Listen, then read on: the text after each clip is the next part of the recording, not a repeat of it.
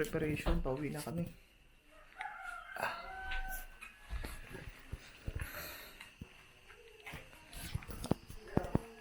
Madilim pa dito. Puro tilawak ng manok pa yung maririnig. Babalik na kami sa Manila. Sobrang dilim.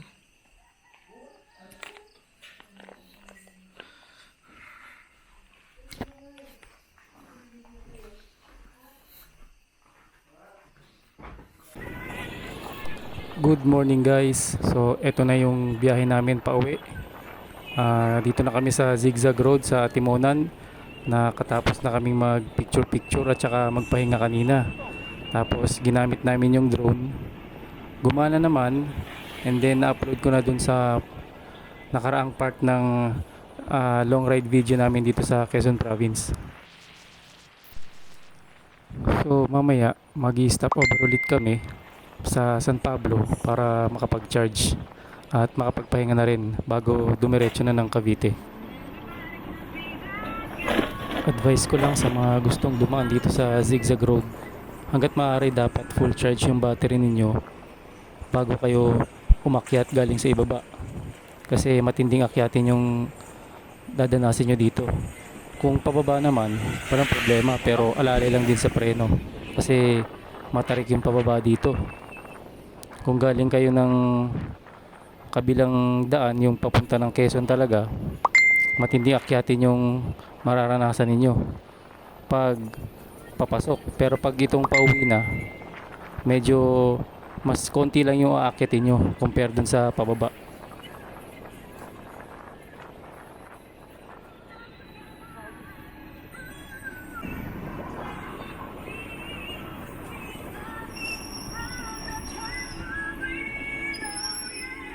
Ano yun?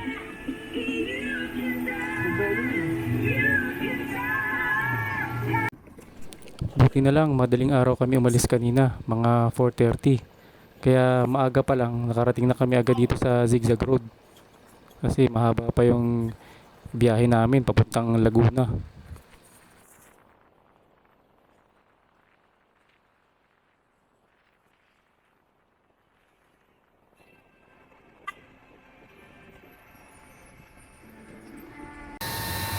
Nag-setting kami ng PAO, reverse Reverse Reverse ang press. ginawa natin. reverse press pala. Reverse press run. Okay. So, i-click na lang yung reverse para mag... So ang nangyari ngayon, sige, i-click mo na lang yung reverse. I-click mo. Ayan. Nag-reverse na siya. O hindi na kailangan ng hindi na kailangan ni throttle. Hindi na kailangan pindutin yung reverse tapos si throttle para mag-reverse. Click lang. Isang click. lang goods na. Click lang, goods na oh. Yun, umiikot na oh. So ganyan lang siya kabilis. Hindi, depende sa'yo. Ayun nga. Baguhin pa natin. Okay lang nga, reverse lang naman. Ito, baguhin ko. Gawin kong 50. Setting. 20. Yung reversing percent, lagyan natin sa 20. Just lang. Mga 15 lang, 15. Kaya 4. Sige, sige. Satellite. Tingnan natin kung gaano kabilis. Goods na yan. Goods na yung ganyan. Hindi mo kailangan mabilis na mabilis. Kasi ano yun, hindi ka na makikipag-racing na nakatalikod. Hindi mo manadala na nakatalikod eh. Yung electronic brake sensor mo, hindi natin sa babaguhin. Goods na, goods na. Pipindutin lang. Hindi na lang.